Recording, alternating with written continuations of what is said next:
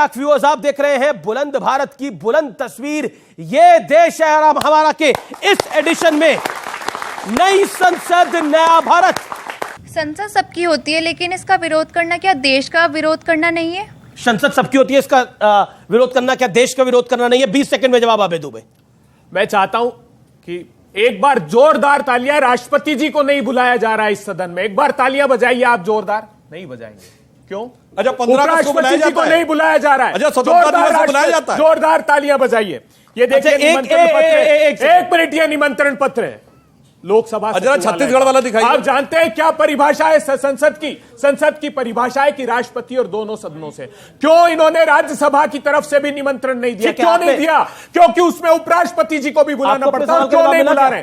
ये सिर्फ एक सिंगल फ्रेम का खेल है दोस्तों। प्रधानमंत्री चाहते हैं सिंगल फोटो फ्रेम, सिर्फ उनकी तस्वीर आए। अगर राष्ट्रपति और उपराष्ट्रपति जी को बुलाएंगे तो सदन में ऊपर अभी बोला गया, सर अभी बोला गया कि आदिवासी राष्ट्रपति हैं, उनका नाम आना चाहिए था, सब कुछ आना चाहिए था। एक छत्तीसगढ़ का नवीन विधानसभा भवन बन रहा था, उसकी तस्वीर जरा वीडियो वॉल पे डालिए।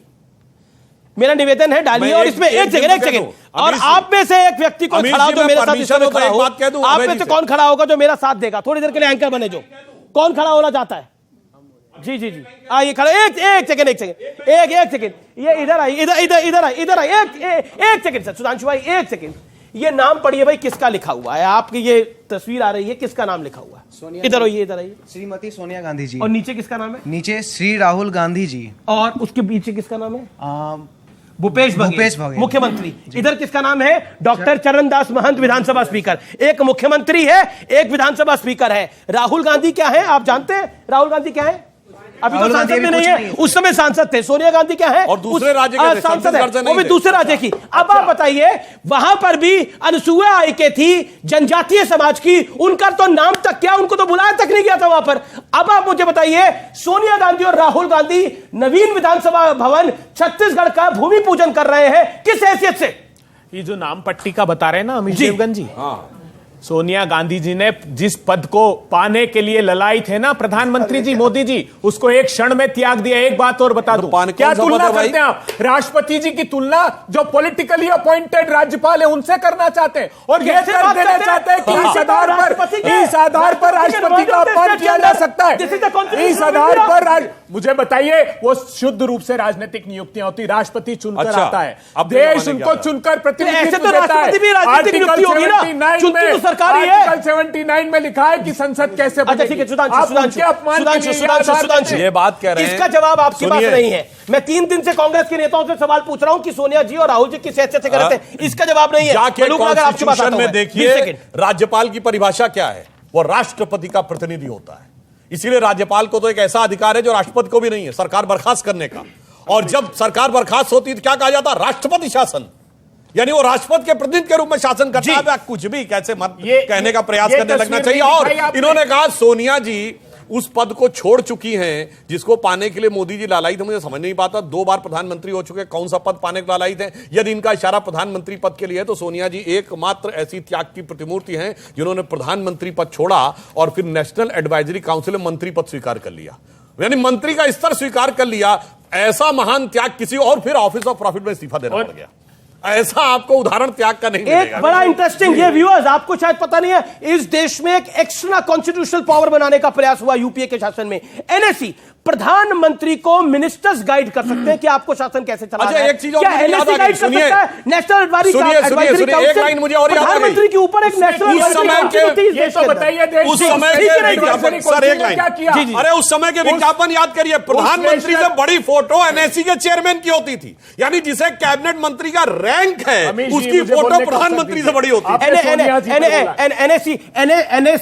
एनएसी जो बनाई गई थी, extra judicial power, extra executive power जो बनाई गई थी, उसके बारे में आप क्या कहना चाहते हैं?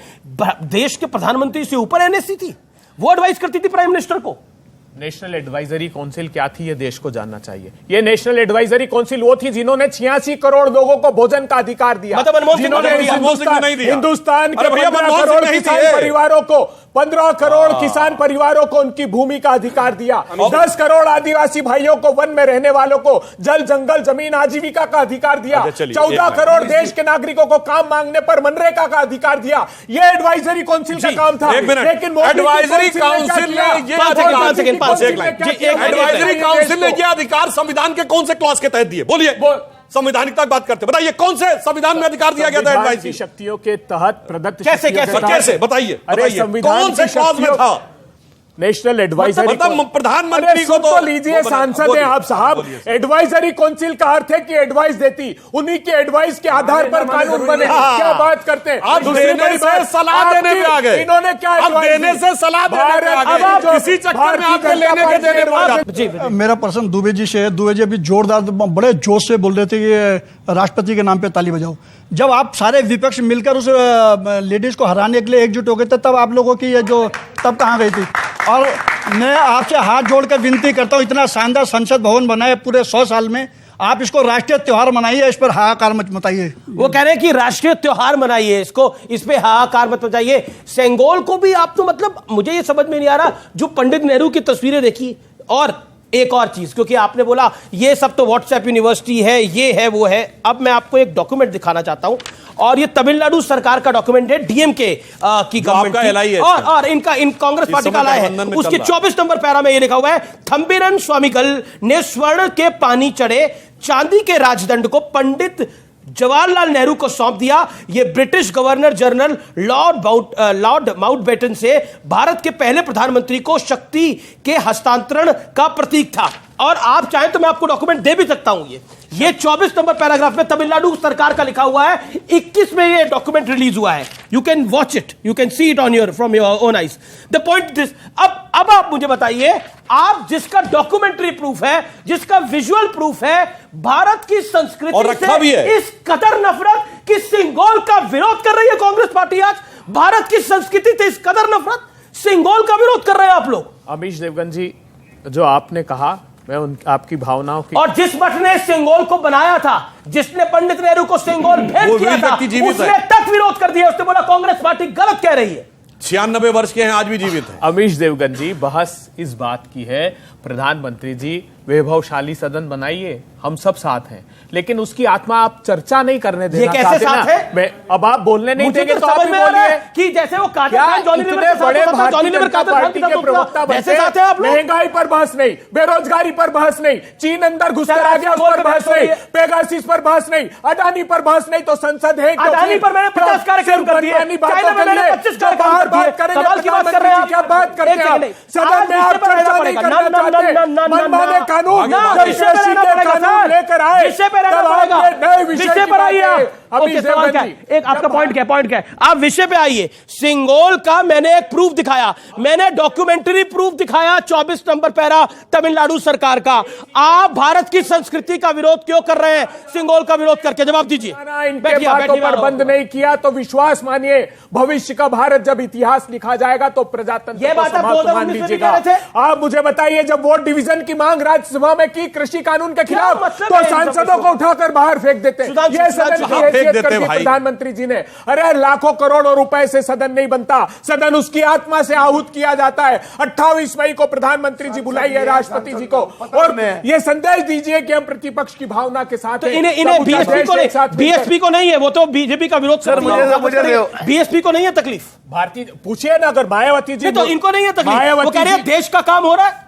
हम ये कहना चाहते हैं कि देखिए, जो सेंगोल का विषय है, भारतीय संस्कृति से कोई भी प्रतीक आ जाए तो इनको बड़ा कष्ट होता है, मगर इधर आप देखिए भारत में बदलाव कितना आया है। ये संसद ऐसे नहीं बन रही है, उससे पहले भारत दुनिया की 5वीं बड़ी अर्थव्यवस्था बन चुका है, मोबाइल मैन्युफैक्चरिंग में दूसरे नंबर का देश बन चुका है, ऑटोमोबाइल मैन्युफैक्चरिंग में तीसरे नंबर का देश बन चुका है, इंटरनेशनल सोलर अलायंस का केंद्र बन चुका है। सबसे ज्यादा हमारे एयरपोर्ट 72 एयरपोर्ट नए बने हैं, मतलब 140 हो चुके हैं। 12 करोड़ घरों में जल पहुंचा है, टैप वाटर पहुंचा है, 50 करोड़ लोगों को आयुष्मान भारत योजना का कवर मिला है, 48 करोड़ लोगों को जनधन योजना से तहत बैंक के खाते मिले हैं। और इसके साथ साथ जानते हैं क्या बना है?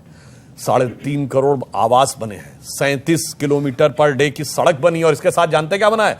महाकाल का कॉरिडोर बना है, काशी विश्वनाथ का कॉरिडोर बना है, केदारनाथ से लेके और हैदराबाद तक आप देखिए तो वहां पर भव्य निर्माण हो रहा है, और श्री राम जन्मभूमि मंदिर का भव्य स्वरूप और भारत की संसद का भव्य स्वरूप साथ साथ आता जा रहा है। इसीलिए मैं आज बताना चाहता हूं, जो हम पे आरोप लगाते थे, याद करिए, कहते थे ना 4 साल पहले, रामलला हम आएंगे, मंदिर वहीं बनाएंगे और तारीख नहीं बताएंगे, हमारे लिए कहते थे। अरे मान्यवर, वो राम मंदिर का निर्माण कोई तारीख नहीं थी, कालचक्र की गति थी। भगवान का मंदिर तब बनना था जब भारत की महानता की पताका और राम मंदिर की पताका आगे होनी थी। इसलिए आज मैं कहना चाहूंगा, आप राम को समझ ही नहीं पाए। वो कालचक्र की उस गति को बता रहे थे जिसे लिखा है रामचरितमानस में, तात राम नहीं नर भूपाला, भुवनेश्वर कालहु कर काला। वो काल के ऊपर के काल है, इसलिए अब कालचक्र की बदलती गति को समझिए। मगर कुछ लोग ऐसे होते हैं जिनको की हमेशा निगेटिव चीज की तरफ ही अट्रैक्शन होता है। ये तो विद्वान व्यक्ति हैं, इनको पता होगा। सुंदरकांड में चौपाई है, शब्दशः न लिया जाए। कहा गया है जिन लोगों की पाप वृत्ति होती है, तामसी चीजों के प्रति उनका वैसा ही आकर्षण होता है, कैविएट कर कह रहा हूं, शब्दशः नहीं लिया, जैसे उल्लू का अंधेरे के प्रति। तो कहते हैं कि सहज पाप प्रिय तामस देहा, यथा उलू कही तम पर नेहा। अब क्या किया जाए, इनका अट्रैक्शन ही अंधकार की तरफ है, तो हर चीज में ढूंढने लगते हैं कैसे नेगेटिव चीज देखी जा सके। इस कारण से इनकी दृष्टि दोष के कारण समस्या। जी अमित जी,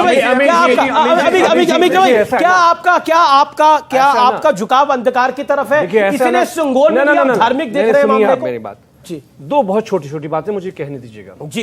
पहली बात तो ये कि जो भारत की संसद पहले ही बनी हुई है, आप ही लोगों के जरिए सुनता हूं कि भारत की संसद चलती नहीं है, चलने नहीं दी जाती है। आम टैक्स पेयर का दर्द बहुत ज्यादा आप लोग बताते हैं, है भी दर्द। सवाल यह है कि जो भारत की संसद साल में महीने से ज्यादा, हमारे सीनियर एमपीज यहां बैठे हैं, हम लोग तो बेकार लोग हैं जो एमपी नहीं बने हैं, ये लोग ज्यादा अरे बन जाएंगे, सुन तो लीजिए एमपी क्या बात। तो हमारा ये कहना है कि जो 1 महीने से ज्यादा नहीं चलती है, वहां पे आपने हजारों हजार करोड़ रुपया लगाकर एक नई संसद खड़ी कर दी। ठीक है, आप नेहरू जी बनना चाहते हैं 10 साल के अंदर, नेहरू जी के बनने में तो समय लगता है ना, जेल काटनी पड़ती है। अरे सुन तो लीजिए, जेल काटनी पड़ती है, मुल्क बनाना पड़ता है, हजारों किलोमीटर चलना पड़ता है। नेहरू ऐसे नहीं बनते, लोहिया ऐसे नहीं बनते। ओके, सुधांशु जवाब। इन्होंने, अच्छा ये तो मैं ध्यान ही से निकल गया था, इन्होंने ही बोला था जेल काटी थी, और जेल कितने जलवेज काटी थी ये पता है आपको? किताब भी लिखी थी उनको, सुनिए, कुक भी अवेलेबल था, सेक्रेटरी भी अवेलेबल था, राइटिंग लिखने के लिए असिस्टेंट भी अवेलेबल था, और सुनिए मंत्री बना दिया। जहां से आज पहुंचे एक एक करके सर, और सुनिए, सेकंड फिर मलू आपके पास। नेहरू जी नहीं तो बनाया श्यामा प्रसाद मुखर्जी को। कहां थे इनके वालिदैन? नेहरू जी ने भाई कहां थे ये लोग? सुनिए, आखिरी 10 सेकंड मैं आप चारों को दूंगा, और मेरा अनुरोध है, मैं एक एक करके आपके पास आता हूं और आप अपनी बात को रखिएगा, स्टार्टिंग फ्रॉम अमीक जमाई। अमीक जमाई, पहले मैं अमीक जमाई आपसे पूछता हूं, देश की नई संसद बन गई है, 100 साल बाद ये ऐतिहासिक क्षण आया है। सिंगोल का विरोध, नई संसद का विरोध, क्या आपको लगता नहीं है ये पब्लिक है, ये सब जानती है? देखिए, 2014 से 23 का जो अध्याय है नरेंद्र मोदी जी का बतौर प्रधानमंत्री, इस देश के इतिहास का अमित शाह तो कह रहे हैं अगली बारी भी आएगा। सुन तो लीजिए, आप 29 तक की तैयारी करिए। हिमाचल में आ रहे थे 300 सीटों को कर्नाटक में 20 साल के लिए आ रहे थे। श्री अमित शाह जी के मुंह डुबा के आ गए वहां पर, प्रधानमंत्री जी बेइज्जती करा के आ गए अपनी। कर्नाटक में क्या करके आए? उनके नाम पर चुनाव लड़ रहे थे, प्रधानमंत्री जी चुनाव लड़ रहे थे ना। तो आजमगढ़ में क्या हुआ भाई? चुनाव हारना क्या हुआ? और रामपुर में क्या हुआ? मदद किसकी ली? आजम साहब, आजमगढ़ में सुधांशु जी पता है कहां जेल में जाते हैं आप? पूरी रिपोर्ट रखते हैं। अच्छा एक बात बताइए, आप कह रहे हैं चुनाव हारना लोकतंत्र में बेइज्जती है। आप तो सुनिए, चुनाव हारना बेइज्जती है लोकतंत्र के अंदर। तो आप हारे, 17 हारे, 19 हारे, 22 हारे, बताइए क्या करेंगे? अगर 24 भी हार गए तो 4 बारी बेइज्जती। इस देश के किसानों से, मजदूरों से, महिलाओं से जो वादा नरेंद्र मोदी ने किया था, विश्वासघात किया, अब उनका बोरिया बिस्तर इस देश की जनता बांध रही है। कुछ महीने बचे हैं, नोट कर लीजिए। ठीक है, इस स्टूडियो से सरकार नहीं बनेगी। अच्छा मलूक नगर, आपको गुजरात ऐसे विरोध अगर करते रहेंगे, सिंगोल का, संसद का, मोदी का, फिल्म का डायलॉग था ना, भैया जी भावनाओं में बह के ज्यादा बोल गए हैं, ऐसा लग रहा है। तो क्या आपको लगता है बोरिया बिस्तर बन जाएगा? बोरिया बिस्तर बन जाएगा? 10 सेकंड सर, 10। देखिए कंफ्यूज थे, अध्यक्ष नहीं बना पाए, बनाया तो 81 साल का बुढ़ा बना दिया। इन पे मत जाओ, देश के लिए काम करो, सारे जाति धर्म के लोगों के लिए देश को आगे बढ़ाना चाहिए और हम सबको मिलकर के ऐसा काम करें जो हमारा देश तरक्की करे, लोग तरक्की करें। अबे दुबे, क्या आपको लगता नहीं है कि संसद का विरोध आप कर रहे थे, सिंगोल का विरोध करके आपने एक बड़ी ऐतिहासिक गलती करी है भारतीय कल्चर के साथ? ऐतिहासिक गलती भारतीय जनता पार्टी ने की है। ऐतिहासिक गलती ये की है कि प्रधानमंत्री जी ने सिंगोल ऐतिहासिक गलती है, अच्छे दिनों का झांसा दिया। सिंगोल ऐतिहासिक गलती है बीजेपी की। 400 रुपए का गैस का सिलेंडर 1000 के पार कर दिया, 50-60 रुपए का खाने का तेल और दाल। उनके धन्ना सेठ दोस्त उस कारोबार में घुसे, इसलिए 200 रुपए के पार हो गया। 100 रुपए के पार पेट्रोल डीजल कर दिया प्रधानमंत्री जी। एक एक करके उनकी सत्ता की सरपरस्ती में मेहुल भाई, नीरव भाई, विजय माल्या, ऐतिहासिक गलती है, कांग्रेस पार्टी के लिए ऐतिहासिक गलती है सिंगोल। सिंगोल और नई संसद दोनों क्या दिखा रही है? नई संसद दिखा रही है कि भारत के पास एक स्वर्णिम भविष्य है, और सिंगोल दिखा रहा है कि हमारा एक स्वर्णिम अतीत था। तो यह कह रही है बस आप वर्तमान में गलतियां ना करें, तो यह कह रही है कि गौरवशाली था भूत, भविष्य भी महान है अगर संभालें आप उसे जो वर्तमान है। और व्यूअर्स, अब मैं आपको सिंगोल के अस्तित्व से जुड़े कुछ पुख्ता सबूत दिखाने जा रहा हूं। सिंगोल को लोकसभा में स्थापित करने के मोदी सरकार के बड़े फैसले ने वर्षों पुरानी हमारी परंपरा को पुनर्जीवित कर दिया है। यह वही सिंगोल है जो ट्रांसफर ऑफ पावर के तौर पर पंडित नेहरू को दिया गया था।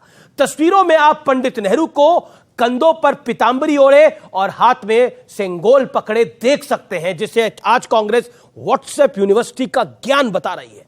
लेकिन फिर न्याय का प्रतीक और नंदी की प्रतिमा वाला यह सिंगोल इतिहास में गुम हो जाता है, या फिर इसे जानबूझकर गायब कर दिया जाता है, क्योंकि वर्षों बाद पता चला कि यह सिंगोल इलाहाबाद के एक म्यूजियम में रखा गया था, जहां इसका नया नामकरण कर दिया गया था, golden walking stick gifted to Shri Pandit Nehru.